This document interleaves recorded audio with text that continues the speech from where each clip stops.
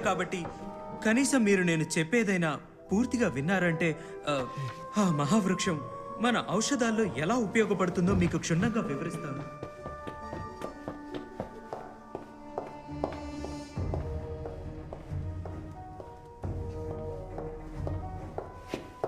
Hello hello.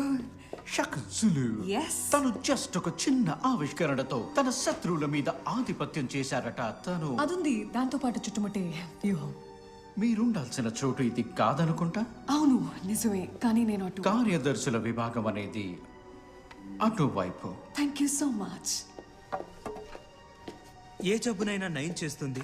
దీన్ని ఒక్కసారి తీసుకుంటే కామెర్లు, డెంగ్యూ జ్వరం, రొంప జ్వరం, గవద జ్వరం, జ్వరం ఏ జ్వరమైనా సరే అన్నీ నయమవుతాయి.